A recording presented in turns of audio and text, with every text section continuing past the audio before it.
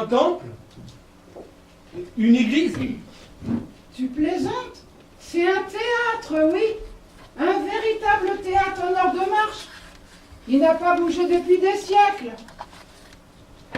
Va voir là-haut, tu devrais trouver une sorte d'appareil avec de nombreux boutons et des fils électriques. Ils appelaient ça le jeu d'orgue.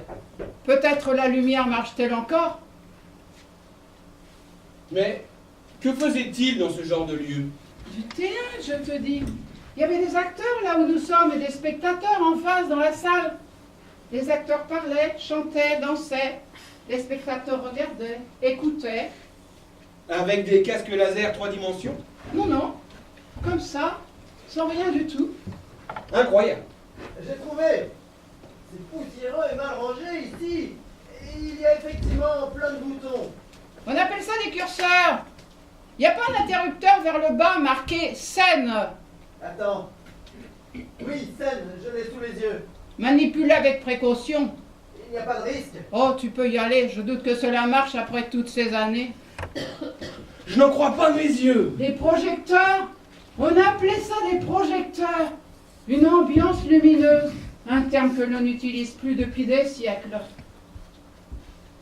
Hé! Ici, il y a aussi une sorte de machine avec 2 petits trous reliés par un ruban très fin. Et au-dessus, des voyants qui clignotent. Le magnétophone et la table de mixage. La sono, disait-il. Par chance, elle marche peut-être aussi. Quelle découverte! J'essaye. En douceur.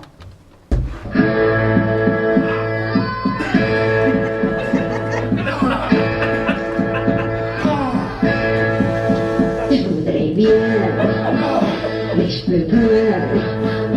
Qu'est-ce que c'est que ce bruit? C'était ça la musique? Mais c'est ignoble! C'est parce que ton capteur auditif n'est pas réglé pour assimiler ce son. Ça plaisait beaucoup à l'époque. Et les gars, je distingue des sortes de formes là dans cet espace noir. Le public? Non, c'est pas possible. Comment veux-tu? Mince alors! Mais il y a encore des spectateurs! Essaie de trouver un bouton marqué salle et appuie dessus! Ah, qu'est-ce que c'est que ces horreurs? Des hommes et des femmes des anciens temps! Nos ancêtres! Des hommes préhistoriques? Penses-tu? Ceux-là sont beaucoup plus évolués, regarde! Ils ont des chaussures! Pas très propres. Il pleuvait peut-être le soir où ils sont venus au théâtre. Et à cette époque, on ne jetait pas les chaussures tous les jours comme on le fait aujourd'hui. On les gardait plusieurs mois, parfois plusieurs années. Certains aussi ont des lunettes. Des lunettes vidéo? Non, non, celles-ci corrigeaient ou amélioraient leur vue, tout simplement. On n'avait pas encore découvert l'œil automatique assisté par laser optique. À mon avis, nous sommes en présence de spécimens de la fin du XXe siècle, peut-être début du XXIe. Qu'est-ce qu'ils ont sur la tête? Leurs cheveux? C'est étrange, non? Alors encore, on n'avait pas découvert le casque permanent d'assistance au cerveau. Alors les humains développaient un système pileux diversifié. Vous voyez, certains sont bruns, blonds, bouclés, lisses, frisés. Oh, c'est plutôt moche. En ce temps-là, c'était considéré comme un canon essentiel de la beauté. On en prenait grand soin, une belle chevelure était enviée. Mais pourquoi regardent-ils tous dans le même sens? Ils étaient en spectacle. À notre place, ici, il y avait des acteurs. Quant à celui-ci, quelle position bizarre. Celui-là, spectateur mâle, âge moyen, en position d'assoupissement. Vous voyez la femelle à côté de lui? Œil vif, léger sourire. Elle devait aimer le théâtre. Elle y prend manifestement du plaisir. Elle a dû obliger son mari à l'accompagner et il s'est avachi dans son fauteuil. Il ne faut jamais forcer les gens à aller au théâtre. Tu connais drôlement bien cette civilisation. Ah, elle me passionne en effet. Mais, attendez, je voudrais être sûre d'une chose. Fais attention aux microbes, tu devrais mettre ton masque. Pas la peine. Et ça ne sent pas trop mauvais après toutes ces années? C'est supportable. Il faudrait me payer cher pour aller au milieu de ces monstres. Des fois qu'ils reprennent vie. Mais que cherches-tu? Ils avaient souvent à leur poignet une espèce de bracelet avec un cadran. J'ai oublié le nom, mais cet appareil leur donnait à peu près l'heure exacte. Et parfois même la date et l'année. Avec un peu de chance... Ah, voilà, voyons. Attendez, je crois que c'est ça. C'est incroyable. Notez, les gars, notez. Nous venons de découvrir un théâtre en ordre de marche avec des spectateurs et il était pétrifié le 11 janvier 2014 à 22h15. Il faudra vérifier ce qui s'est passé ce soir-là. Explosion nucléaire, accident dans une centrale. Les services généraux nous diront tout cela. Que fait-on? On appelle les autorités supérieures. Et nous sommes bien obligés. Ils vont tout démonter ici, tout transporter dans un musée. Et des générations de petits terriens viendront les observer derrière de grosses vitrines. Ah, s'ils ne tenaient qu'à moi, je les laisserais bien ici. C'est beau de passer l'éternité dans un siège de théâtre. J'éteins les lumières. Non, laissons-leur leur lumière. Les services techniques vont arriver dans quelques minutes. Après tout, nous leur devons bien quelques égards. Ce sont les derniers spectateurs traditionnels connus de l'histoire de l'humanité. Qu'ils en profitent encore un peu. Allons-y.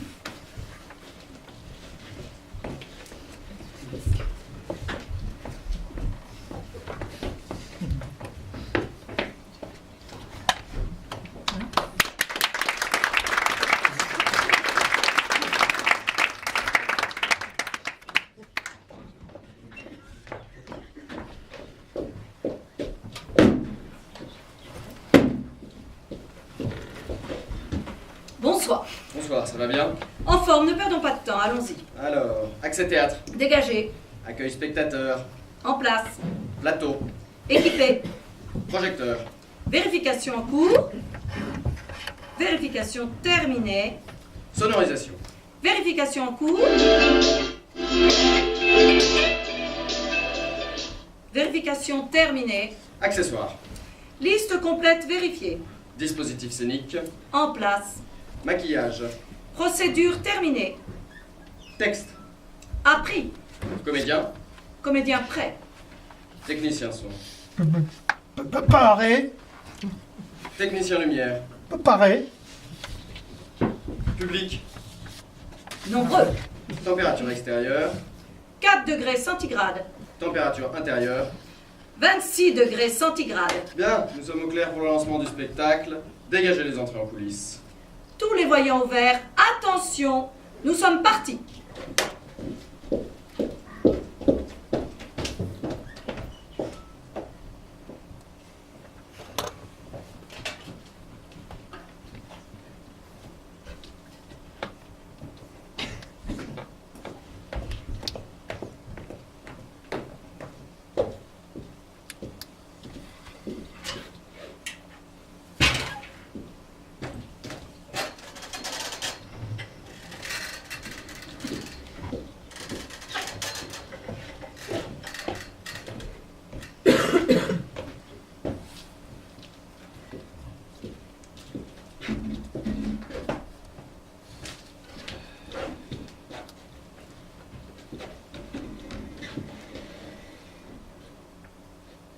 Bonsoir.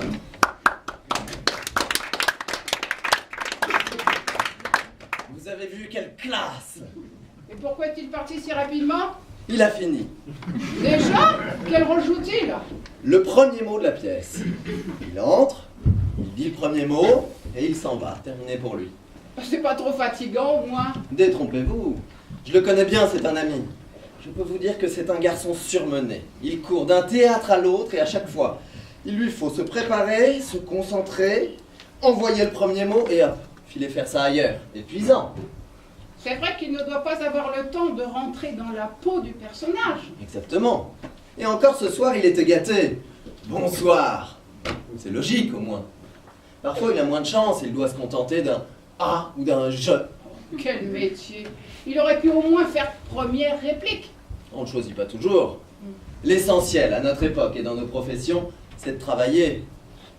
D'autant plus qu'il se fait du souci pour son épouse. Elle trouve de plus en plus difficilement d'engagement. Que fait-elle? Elle est virgule dans les textes de théâtre. Alors là, c'est fini, il n'y a pratiquement plus d'embauche. Pas de chance. Mais vous-même, Moi, je suis le mot de la fin. Ah, c'est vous? Il me semblait bien vous avoir déjà vu dans les coulisses. Vous avez le problème inverse de notre collègue alors. C'est-à-dire? Vous devez attendre longtemps dans la pénombre pour pénétrer sur le plateau et envoyer votre texte. En quelque sorte. Mais je ne me plains pas, c'est assez valorisant, tout le monde m'aime bien. Ceux qui ont apprécié la pièce, parce que je suis le dernier souvenir qu'ils emportent d'une bonne soirée. Et ceux qui n'ont pas aimé, parce que je les délivre et qu'ils peuvent enfin quitter leur fauteuil. C'est assez juste au fond. Et vous? Moi? Qui êtes-vous donc? Le reste, Pardon? le reste, tout ce qu'il y a entre vous deux, quoi. Sans blague, vous êtes le reste de la pièce. Puisque je vous le dis, tout ce qu'il y a de compris entre votre collègue et vous. Heureux de vous rencontrer, on m'a souvent parlé de vous. Ah oui? Dans les coulisses, quand j'attends pour m'envoyer, enfin, pour envoyer le mot de la fin. Bon, j'avais compris. Et alors? Eh bien, nous discutons avec les techniciens, les régisseurs, et on parle de vous. C'était comment ce soir? Oh, excellent! Ou nul? Ou un peu mou? Ou bien au début, trop long après? Ou trop long au début, bien après? Enfin, vous êtes le sujet principal de la conversation. C'est que je ne suis pas n'importe qui, hein. Je dois le dire en toute modestie. Je suis le corps du texte. Vous n'êtes pas n'importe qui. Vous êtes parfois n'importe quoi. Vous trouvez? Je vous assure, on me le dit souvent. Ce soir, c'était n'importe quoi. C'est vrai que de temps à autre, je me sens pas très bien. Mal ficelé, mal fagoté, je pars dans tous les sens. Ou alors je me traîne, je n'en finis pas, je suis interminable. Je vous attends avec impatience dans ces moments-là. Je ne vous le fais pas dire. Et moi, j'ai envie de bondir et de vous délivrer. Les comédiens qui sortent de scène m'y encouragent. Allez-y, arrêtez le massacre. Mais vous connaissez ma formule. Avant la fin, ce n'est pas la fin. Je suis obligé d'attendre et de vous laisser vous dépatouiller. Remarquez, parfois, c'est l'inverse. Je rentre à regret, à reculons. J'ai l'impression d'interrompre une belle histoire d'amour entre le public et vous. Je sens bien que j'arrive un peu trop tôt. Mais vous connaissez ma formule. Après la fin, ce n'est pas la fin. Et puis, il y a le moment parfait, idéal. Celui où j'arrive avec un naturel époustouflant. À la seconde près. Où il faut, quand il faut. Rare, mais enivrant. Et vous connaissez ma formule. Une véritable fin est une fin indiscutable. Oui. Mais, au fait, puisque je vous tiens, qui vous signifie exactement à quel moment vous devez intervenir? À vrai dire, je crois bien ne m'être jamais posé la question. Je rentre quand c'est la fin, un point c'est tout. C'est un peu léger comme technique, non? Et si vous vous trompiez? Non, non, impossible. Au théâtre, rien n'est impossible. Sans doute, mais c'est prévu tout ça, c'est écrit. Vous êtes sûr? Certain. C'est comme dans la vie, vous savez, quand une personne disparaît, les gens disent fréquemment « c'était écrit ». Bien, chez nous, c'est pareil, c'est écrit, j'en suis sûr. Admettons. Mais comment se fait-il alors que vous soyez avec moi sur le plateau? Je ne vous suis pas. Si vous êtes le mot de la fin et que vous êtes ici, sur la scène, c'est donc que vous êtes rentré pour le dire, le mot de la fin, non? Oui, il me semble. Bien. Donc, si vous avez envoyé le mot de la fin, c'est que c'est fini, vous êtes bien d'accord? Alors? Et moi, le corps du texte, je ne devrais plus avoir rien à dire puisque vous êtes le dernier à parler. Certes. Comment se fait-il en ce cas que nous continuions? Oh. Je vous écoute? En fait, je ne sais pas trop. Ah ben je vais vous dire une chose, il faudrait savoir, hein, parce que si vous n'apportez pas de fin à cette petite plaisanterie, ça va durer des heures et devenir insupportable. Mais pourquoi, diable? Et tout simplement parce que je ne vais plus avoir grand-chose à déclarer. Quand vous arrivez, moi, je dois m'arrêter. C'est un réflexe. Et nous ne respectons plus les règles. Attendez. Attendez, on ne peut pas arrêter ce spectacle maintenant. Il vient à peine de commencer. Mais nom de Dieu, qu'est-ce que vous faites sur le plateau alors? Je suis là, moi, comme ça, c'est tout. Mais il n'y a pas de comme ça, c'est tout. Soit vous venez conclure le spectacle, soit c'est pas encore le moment. Et vous laissez travailler les honnêtes gens. C'est un monde, ça, merde. Oh là là! Ne le prenez pas de haut, ma petite dame, parce que moi je vous laisse vous débrouiller toute seule et je remets pas les pieds ici. C'est ça, faites-nous de l'air, on se débrouillera sans vous. Ah oui. Et vous allez tenir éternellement vos spectateurs dans leur siège. Ils ne sauront jamais comment tout cela se termine. Ils sont là pour l'éternité. Je vous souhaite bon courage. Oh. Et surtout à vous. Vous emballez pas, j'ai pas vraiment voulu dire... Si, vous l'avez dit, mais moi, madame, j'ai plein de spectacles à aller arrêter. D'ailleurs, je n'ai perdu que trop de temps ici. J'ai un classique à stopper, c'est bientôt l'heure. Après, j'ai une comédie de boulevard, là, c'est carrément l'euthanasie. Ensuite, je dois arrêter une pièce contemporaine très bavarde, ça fera du bien à tout le monde. Ah, et puis oui, je termine la soirée par une tragédie montée avec une lenteur inimaginable. Mais dans ce cas, étant donné que quand j'arrive, il n'y a plus personne dans la salle et plus grand monde sur la scène, je n'y vais qu'un soir sur deux. Une fois, je les ai laissés jouer pendant 3 jours. Personne ne s'en est rendu compte. Alors vous comprenez bien que votre petite pièce, si vous m'échauffez encore les oreilles, ou je vous l'arrête tout de suite, ou je vous la laisse pourrir sur pied pendant des mois. D'accord. Excusez-moi. Voilà, je me suis laissé emporter. N'en parlons plus. Bon, je vais aller arrêter mon boulevard, je vous laisse. Je reviens vous arrêter dans combien de temps? Dans 1h20. Mais soyez là un peu avant. Parfois, nous jouons plus vite, cela peut varier. Entendu. Je ferai un saut après le contemporain. Au fait, c'est sympa votre truc, là? Pardon? Eh bien, vous, le corps du texte, c'est intéressant. Je pense.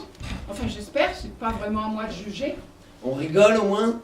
Ça dépend un peu, oui, je crois. Les gens aiment rigoler au théâtre. Il y a des scènes olé olé au moins? Olé. Oui, un peu de sexe, il faut un peu de sexe. Ah non, chez nous, on peut pas dire que ce soit vraiment la préoccupation principale. Non. Pas possible. Vous avez du monde pourtant. Ils ont du mal lire l'affiche. Bon, finalement, vous parlez de quoi? Mais du théâtre, du plaisir de jouer, d'être sur un plateau. On a plein de petites scènes différentes, parfois très courtes, parfois plus longues. On essaie de montrer combien l'acte théâtral est solide et fragile à la fois. On évoque aussi la difficulté des artistes face à la critique, au pouvoir public. On essaie d'immobiliser un instant l'éphémère, de danser avec des mots, de rire avec des larmes. On rappelle aussi qu'il fait bon se retrouver dans une même salle de spectacle, acteur et spectateur. On joue avec la lumière, avec le son. Oui.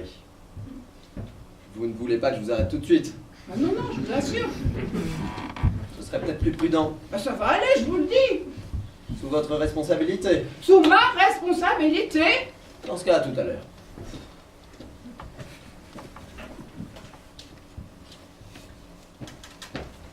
En cas de nécessité, vous appelez les urgences théâtrales et vous me demandez le mot de la fin, facile à se rappeler, le mot de la fin. Vous me faites signe et je viens vous tirer de là.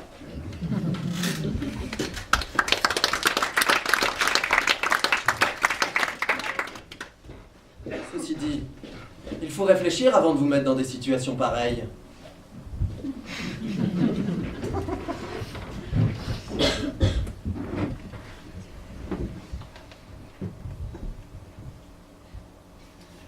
Et moi, je suis le projecteur. De ma carcasse de fer, ou noire, ou grise, jaillit le jour, jaillit l'étoile. Moi, je suis la lumière de l'aube, froide. Moi, je suis la clarté du soir, chaude. Sur le décor, je dessine des reflets d'eau. Voulez-vous du bleu nuit? Du rose ambré? Du vert pistache? Il suffit de m'allumer. Moi, je suis le projecteur. Et savez-vous que, longtemps après le spectacle, je vis encore dans le silence du théâtre désert. Écoutez-moi, je craque, je grince en me refroidissant. Alors, acteur, viens sous ma carcasse de fer recevoir ta douche de lumière.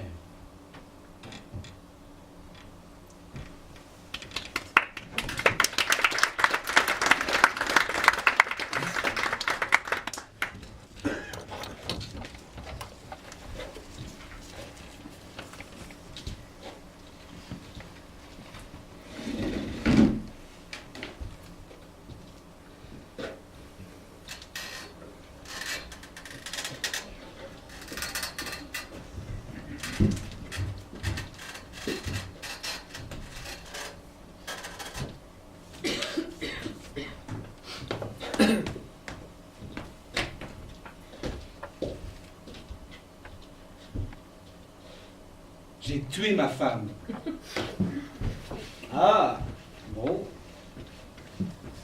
Cela n'a pas l'air de vous émouvoir. Oh, pas tant que ça, non. Tuer sa femme, c'est finalement assez banal. J'ai déjà vu. Quand même. Et vous avez fait plus original, vous? Ah, certainement. Voyons cela. J'ai tué le poète qui est en moi. Oh, en effet. Et ce n'est pas tout. Je suis multirécidiviste. C'est-à-dire? Ensuite, j'ai tué la poule aux œufs d'or. Aïe. Puis, avec des amis, au football, j'ai complètement tué le jeu. Diable. Plus tard, avec mes enfants, je me suis tué à répéter 10 fois la même chose.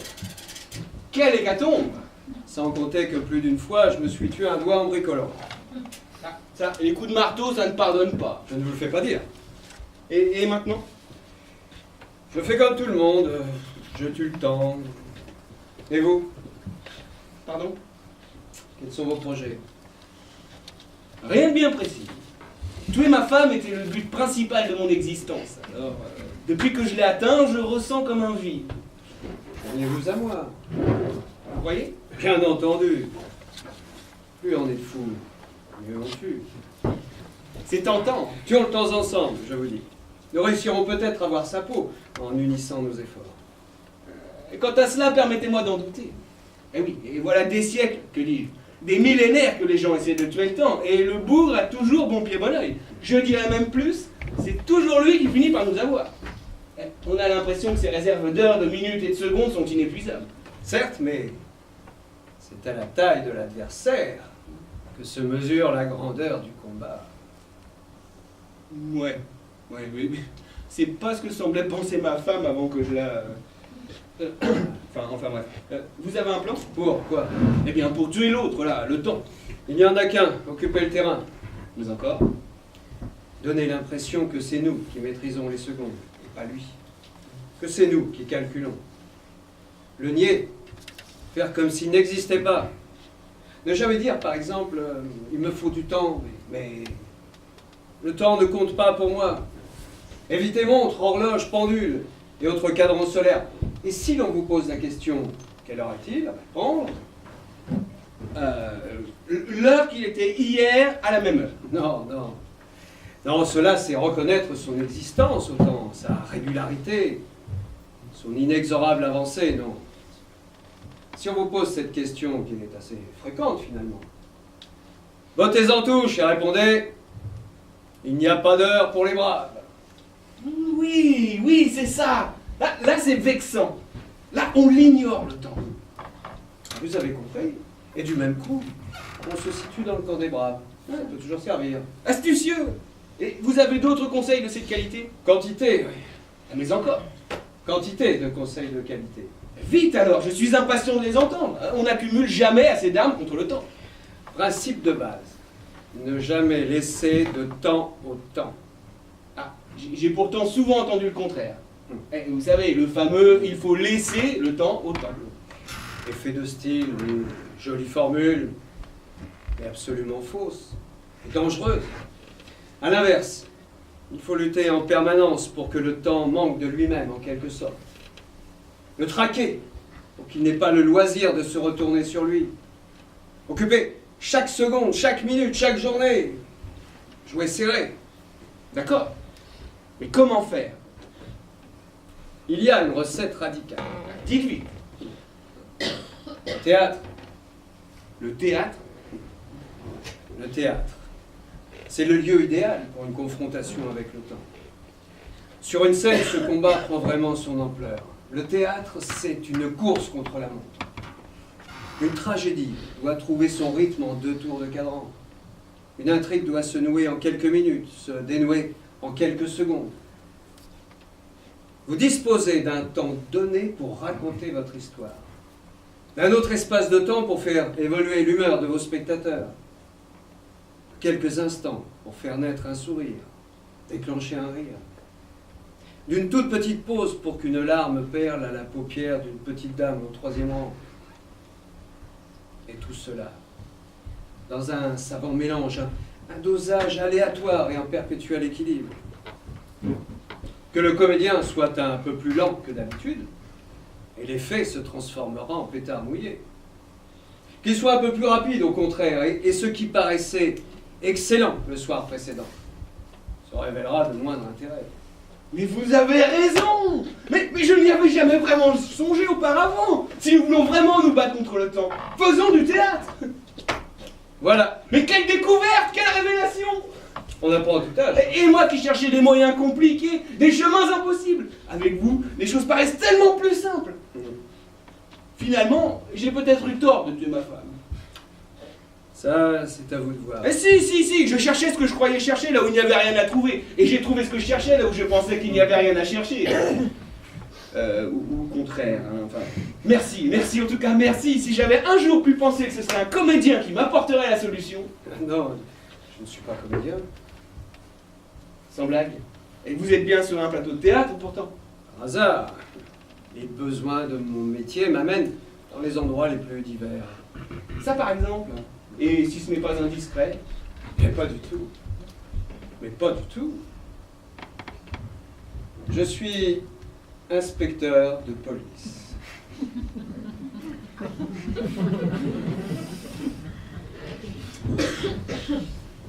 Spécialisé dans les disparitions mystérieuses.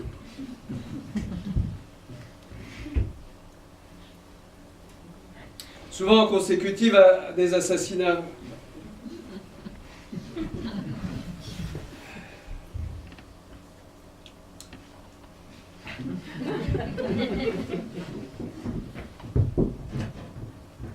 Vous me disiez au début de notre sympathique discussion, là, à propos de votre femme, vous voilà moins bavard brutalement. Oh, détendez-vous. Nous avons tout notre temps.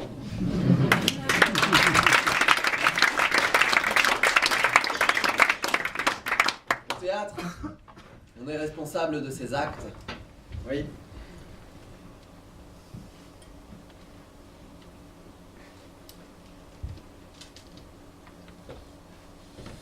C'est Jules Renard qui l'a dit. Paraît-il. Moi, je suis moins ambitieux que lui. C'est-à-dire, Je me sens responsable de ma scène. Ce n'est déjà pas si mal. c'est une façon de voir les choses. Au final, le résultat sera le même. Pourquoi donc? Vous serez jugé sur vos actes. C'est déprimant. Oui. Je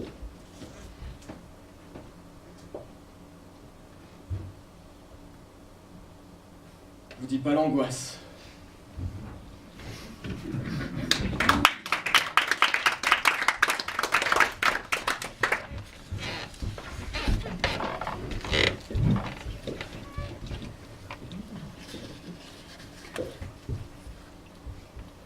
Ne restons pas ici.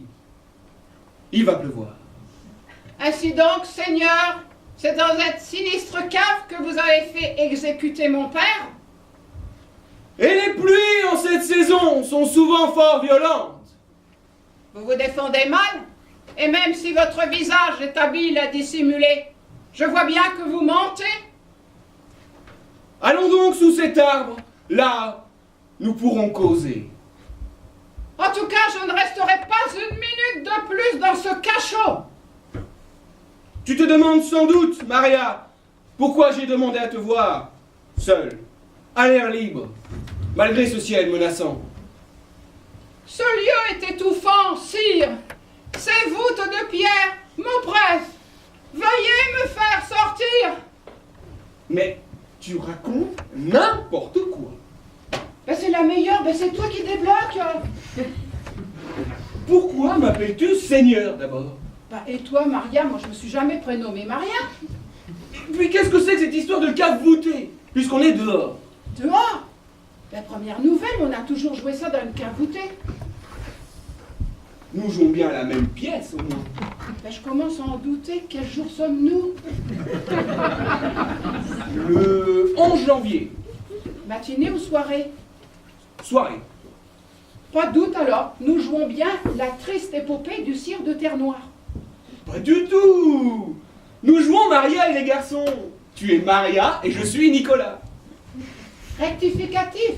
Je suis Isabelle d'Alençon, la fille du sénéchal que tu as fait assassiner, et tu es le Christ cire de terre noire. Impossible!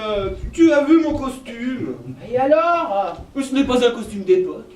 Je la connais, ta pièce, le cire de machin. Ça joue en costume d'époque, avec épée et tout le tralala. Bah, ça ne prouve rien, c'est peut-être une adaptation costume moderne, ça se fait beaucoup, c'est très à la mode. Une adaptation. Déjà que l'original a du mal à tenir debout tout seul, il faudrait être fou pour essayer de construire quelque chose à partir de ce néant. Bah quand même. Non. Et puis un type qui tue tout ce qui bouge et qui terrorise l'ensemble d'une région, il ne peut pas se balader en jeans dans son caveau. Ce n'est pas crédible. Quant à ton costume, il ne convient pas non plus. Elle te plaît pas cette robe? Je n'ai pas dit ça. Mais je ne vois pas Isabelle d'Alençon la porter. J'aurais imaginé plus de dentelle. Bah, tu te laisses influencer par le nom, c'est tout. Quel nom? Mais mon nom. Isabelle? Oh, d'Alençon. Isabelle d'Alençon. D'où la dentelle. La dentelle d'Alençon, tu ne vois pas. Non. La dentelle, c'est une spécialité d'Alençon. Et alors? Alors, ça a dû t'influencer. Quand on entend Alençon, on pense dentelle, comme calisson d'Aix-en-Provence, bêtise de Cambrai, porcelaine de Limoges, ou andouille de Vire. Je ne vois pas le rapport avec la pièce. Mais il y en a pas, c'est pour t'expliquer pour le costume. Qu'est-ce que Limoges, Vire, Cambrai ou Aix-en-Provence ont à voir là-dedans? Tu me donnes un itinéraire, là, ou quoi? Non, jouons d'abord la pièce, on verra après pour la tournée. Ah, laisse tomber. Et jouons en effet, ça va peut-être s'éclaircir. Bon, voyons. Où en étais-je? Ah oui. Veuillez me faire sortir. Et dis donc, sors toute seule si tu veux arrêter. Tu connais le chemin, non? Veuillez me faire sortir. Je joue.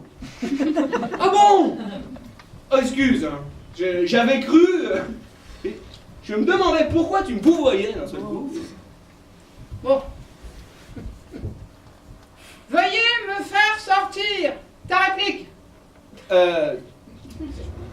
Tu veux pas me relancer là? Parce que c'est pas facile de se concentrer dans ces conditions. La dernière fois alors. Veuillez me faire sortir. Mais tu préfères peut-être rentrer. Mais ça va pas du tout là. Ben, sortir, rentrer, les spectateurs ils vont plus rien y comprendre. Je crains le pire en tournée. Et les gars de Limoges ou de Vire, ils ne vont pas du tout aimer. De quoi parles-tu? Bon, que fait-on? Faut prendre une décision. Eh bien, nous n'avons qu'à nous mettre d'accord pour jouer le même texte. Ah, c'est pas bête. Au théâtre, il est préférable de jouer le même texte au même moment, en effet. D'accord. Alors, jouons Maria et les garçons. Puisque nous sommes venus pour cela.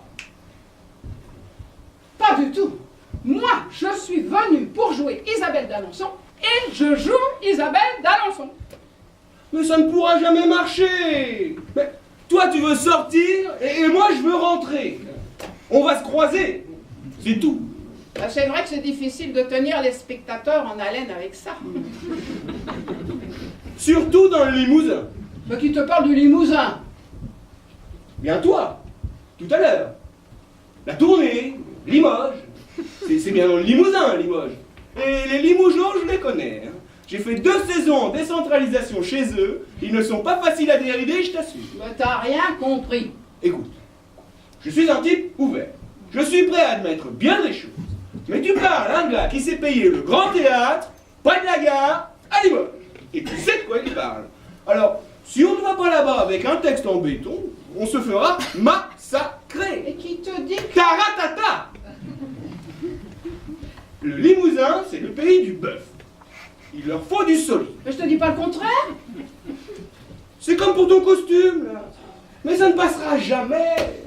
Ils veulent du beau costume. Hein. Solide aussi. Comme le bœuf. Ah mais lâche-moi un peu avec ton bœuf. Comment tu veux qu'on s'en sorte si tu délires sur le Limousin? Je te ferai remarquer remarqué que ce n'est pas moi qui ai amené la conversation sur les provinces françaises. Et si le Limousin t'énerve, je te signale que j'ai déjà joué à Cambrai et que là-bas également, il faut savoir chauffer la salle. Ben, c'est pas avec le texte de Maria et les garçons que tu y arriveras. Et pourquoi pas? C'est très bien, Maria et les garçons. Complètement ringard, oui. Ils ont pas fini de rigoler à Cambrai. Et tu crois peut-être que le sire de Terre Noire, il remplira la salle à Vire? J'y ai joué, moi, à Vire. Au grand théâtre, près de la gare. Exactement. Et je peux te dire que les zigs qui travaillent dans la charcuterie, c'est comme ceux de Limoges avec le bœuf. Faut pas leur en promettre, t'as intérêt à tenir la route. Oh, ça va, monsieur, je sais tout. À Aix-en-Provence, je ne dis pas. Ah oui, ils sont habitués au festival. Hein. L'été, c'est plus léger, ça passe mieux. Et puis l'air libre, ça adoucit les mœurs. Eh ben moi, ce qui m'adoucirait le cœur, ça serait d'aller jusqu'au bout de cette satanée pièce. Oui, tu n'as pas tort, comme tout. On reprend? Toi chez Maria et moi chez Terre Noire. Tu as mieux à proposer? Non, on peut pas dire que ça m'enchante. Elle est sinistre cette scène de toute manière. Tu vois? Remarque, Maria et les garçons, ce n'est guère mieux finalement. Hein. Ah. Et en plus, je ne suis plus du tout motivé. J'ai une idée. Moi aussi. Et c'est peut-être la même. Et il y a un chouette petit resto à 2 pas d'ici.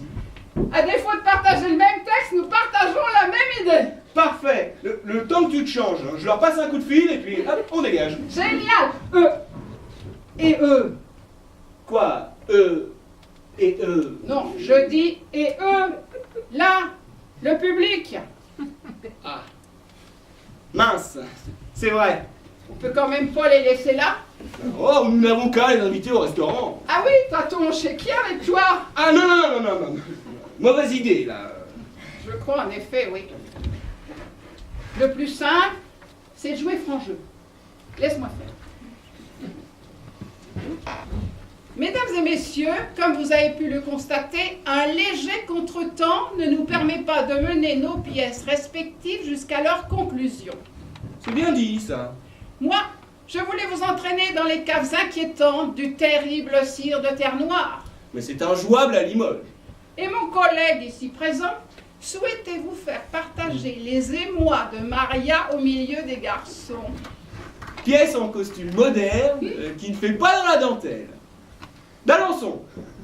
La situation étant ce qu'elle est, et les dialogues étant ce qu'ils sont, la soirée semblait vouer l'échec. Et nous, à nous croiser.